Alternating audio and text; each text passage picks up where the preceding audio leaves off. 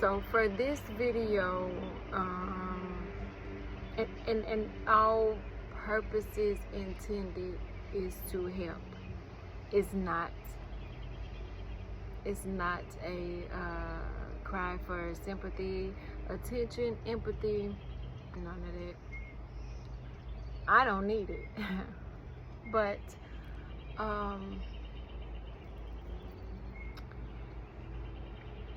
I was,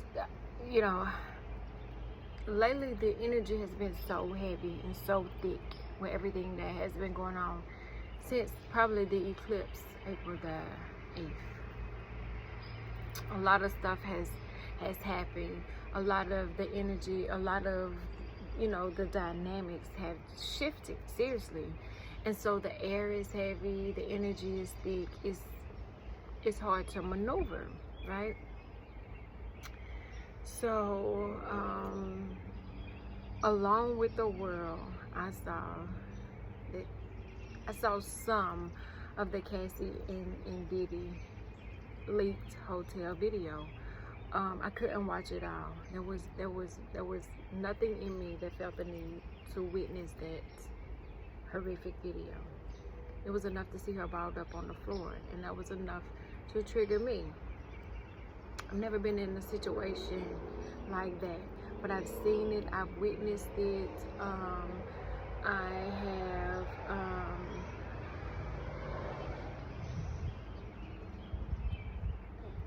it's traumatic, it's triggering.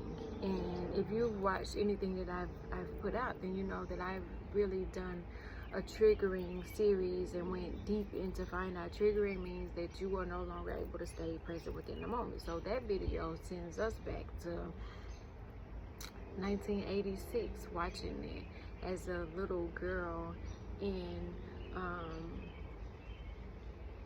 the grocery store, being helpless, not being able to help. And then going through a co-parenting issue where we had to go to child support court. It didn't turn out into his favor, and he was upset. And some name calling, some threats going. Like, it was really sad, not only to witness but to experience. But the thing that hurt the worst is that my daughter was present. The name calling, I don't give a fuck about that. I been called worse.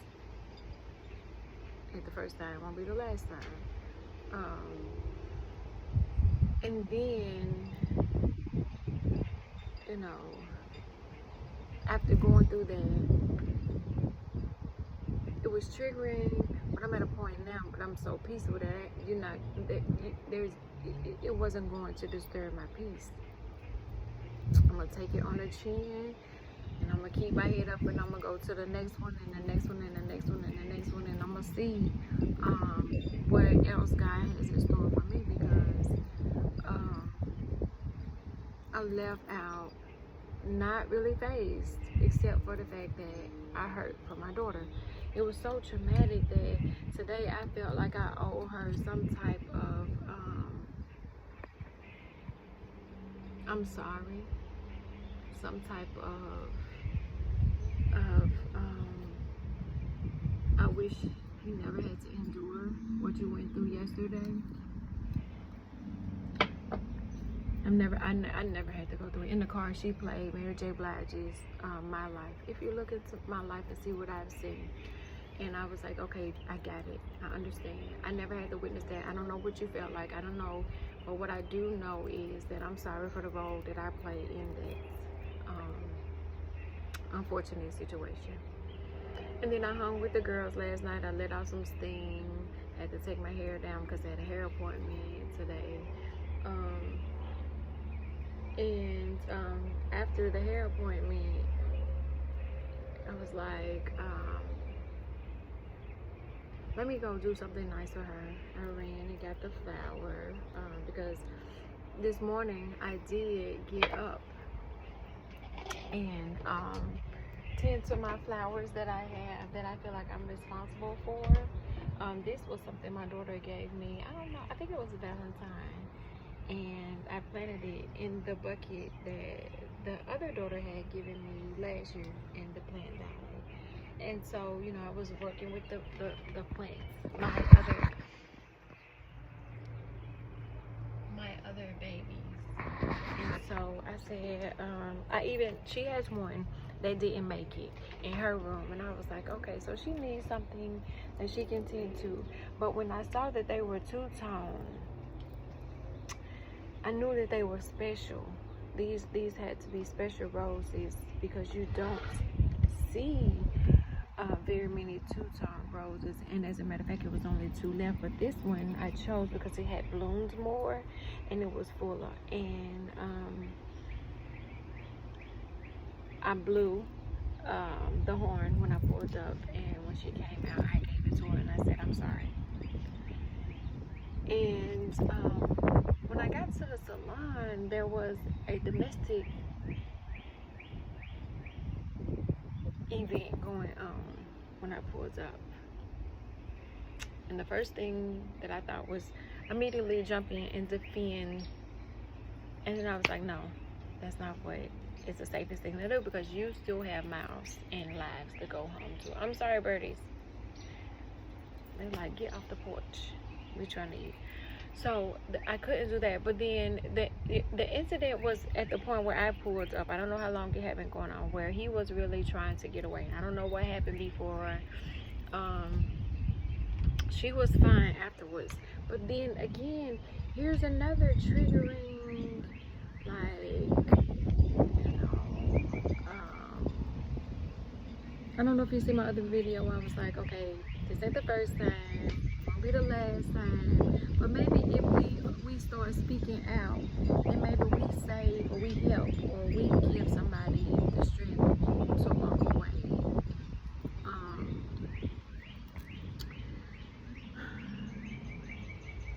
But what has stuck out to me the most is we're triggered by the things that we endure in the world, like Cassie and Diddy. She's not family, he's not family, but we know somebody that has endured it, right? And so I'm triggered by that, and then I see it at the beauty salon. And so as I'm trying to fix what my daughter witnessed, and is unfortunately being pulled in the middle of her parents, in a sense, you know, I'm like, okay, I got you a little flower. What about him? You know, you're gonna talk to him, y'all gonna have a conversation. She was like, I'm tired of talking. I'm tired of talking. And I'm like, okay, I get it. You know, but when I'm in the middle and I'm like, okay, I can't speak for you. He has to know what's bothering you, what's going on. And if you won't tell him, then he won't know. Nobody has the blueprint for how you deal with it in the middle, because here I am trying. I only wanted to make sure that I'm doing more than the bare minimum. The bare minimum when you have kids is just to feed them, clothe them, bathe them. I think feed them, clothe, bathe. Make sure they go to school. I think, you know, I think that's the bare minimum according to the law. I think, I don't know, because the bare minimum never occurred to me, because I didn't give birth to bare minimum as kids, as super kids. So the bare minimum doesn't cut it over here. And the agreement was, you know, we wanted them to be better, stronger, smarter, more well off than we were. And for the most part, they are. And so the way we raise them is supposed to be different. So I'm saying, okay, so how do we fix it? Like, how do we fix this? And they telling me, drop it. And as a mother, I'm like, I can't. If it's something that you and your father and your sisters and your brother can talk about and kind of come to a comment, and then pressing the issue makes them mad at me. However, it doesn't sit right with me that the issue that you're having could just be a small communication issue. But she's telling me I tried. They tell me I tried. Like I'm tired, and at this point I'm tired of you asking. Gotcha. I understand that.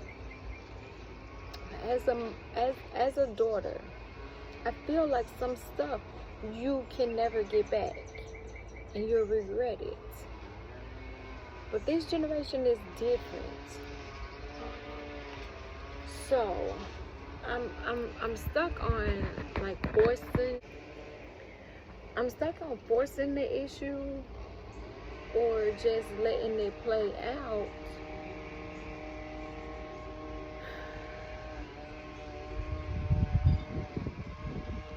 But nobody tells you how to do this. Like,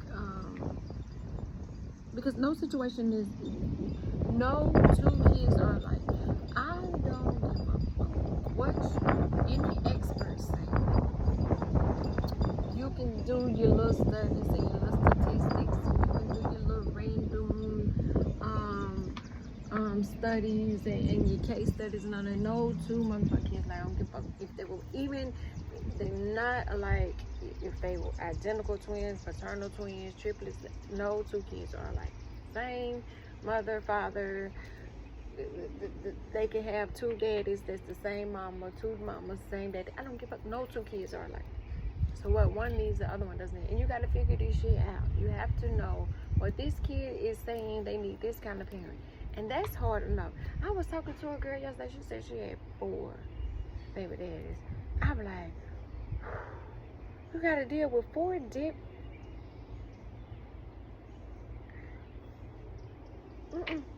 But she was like, I don't really deal with them. And that would be me. I'm not dealing with, I'm trying to figure out how to deal with one. I got 3 or 4 different personalities. You see what I'm saying?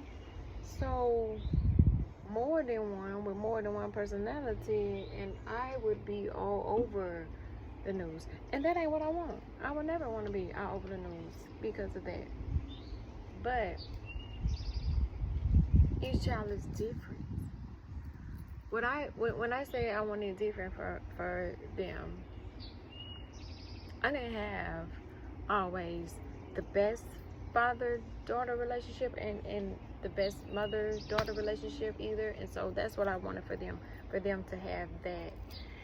And so I've provided it, but in doing so, I do smother. I am the helicopter mama, baby. That is me. I am she. I've admitted to that. I don't have no problems with saying that. You can start an AA group and I'll tell you, I don't need AA, because it's true. Because raising kids in these days and time, you have to know where they at, who they with, what they doing, what they schedule say, when their location say they supposed to be up here, they supposed to stay over there, and who doing this and who over there. And you have to know those things, and not to do so is neglectful. And so one of the things that I signed up was not to be neglectful. So I'm about my business.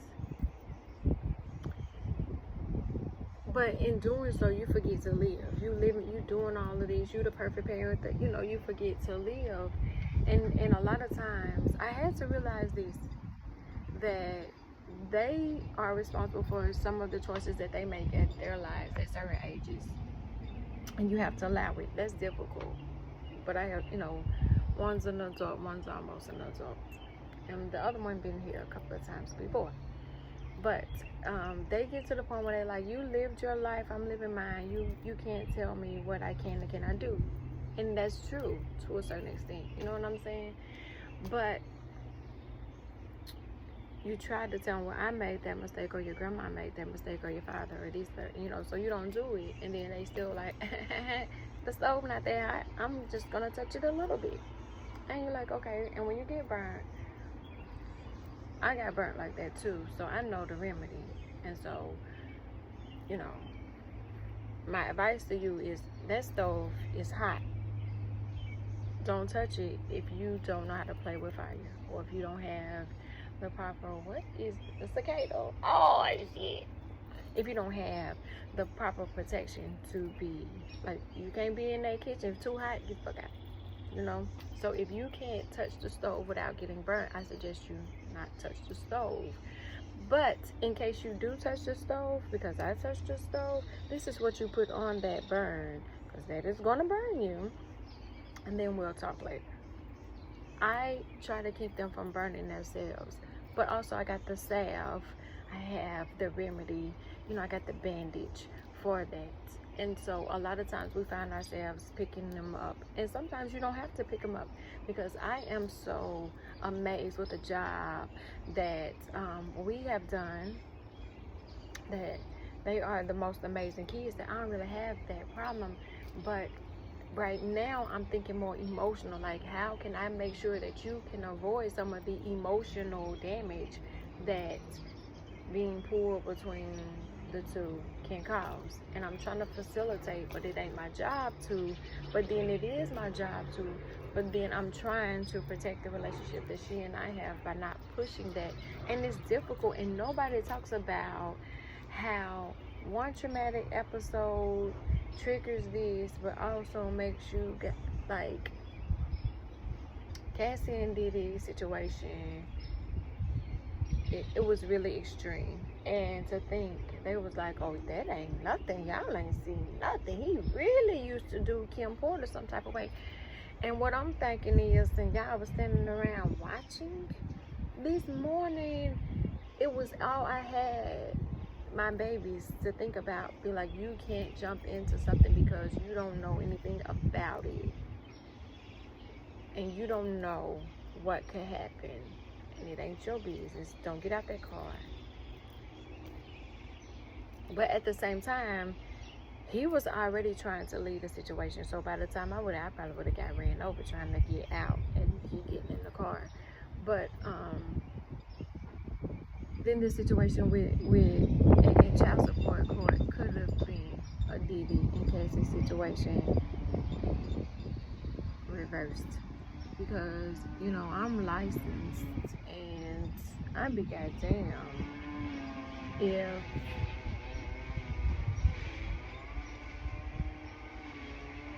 I'ma keep waiting on somebody to save and protect me.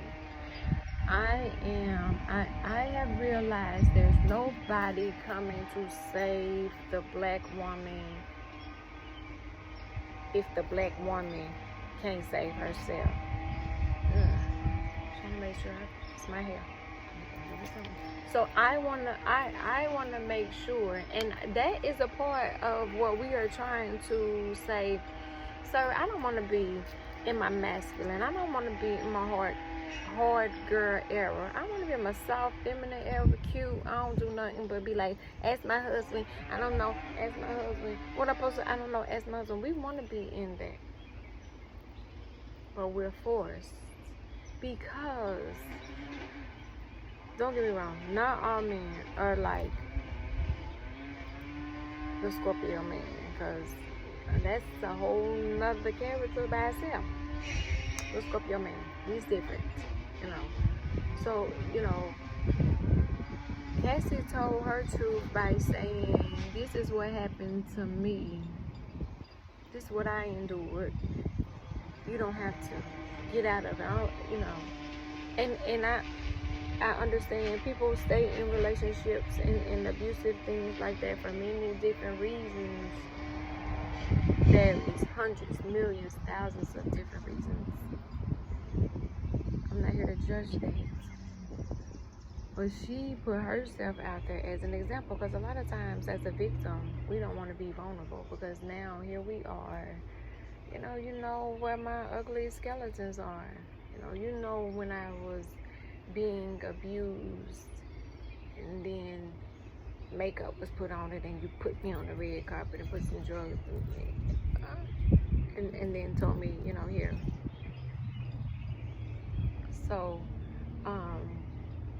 she said that she had to endure that so that the next one won't be one. right? She had to be an example. She had to crawl so that somebody else could walk, and then the next person could fly. And then maybe somebody will wake up and be like, because Cassie said, because the girl this morning at the beauty salon said, oh, hell nah. And because I said, I am going to protect my peace and protect the peace of my babies. I did what I felt like she required of me, to apologize. It was sincere, and for me to leave it at that. And because the relationship that I have with my kids is the most important relationship that I can foster at this time, because I am single, I nurture that, and I take it for show, like 100% real. I don't play about that relationship with them. So I just continue to be, what do you call me, super mom, the super mom that I am. I wear that motherfucking cape with pride. It's not an S on my chest anymore for everybody else. The S just stands for super mom, and I'm about to take the S off and just be the motherfucking mom. But then I gotta be the manager too, because everybody got businesses, and then I'm the one that has to sew into the businesses and be the marketing and the manager and the mom and the maid and the delivery and marketing and social media management and the investor and the banker. And so I say all that to say that even while being triggered, while fighting things that I never thought that I would have to endure in the presence of my kids, supposedly dating but not really taking none of that serious,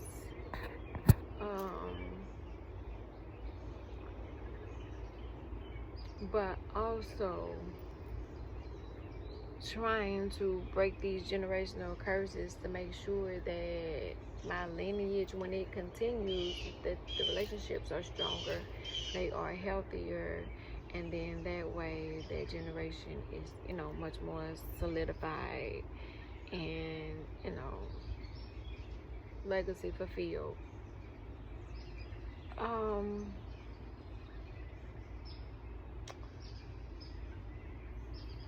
I saw Cassie's her first post, I guess, since the video was released, and that's also my wish, that you believe us the first time, every time. Believe us the first time. I know some people lie. I know they do. But you have experts that can tell. You can read body languages. You can read facial expressions. You can tell when somebody is lying. Or I can anyway. But we want you to believe us. Stop making us a victim again. When I say believe us, I mean believe us all, from the Cassies on down, the Kims, the everybody's, because money don't really change who you are on the inside. If you got that dark in you and you get some money,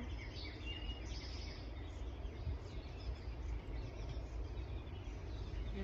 And so a narrative was able to be painted of what we wanted to see and not what was really there.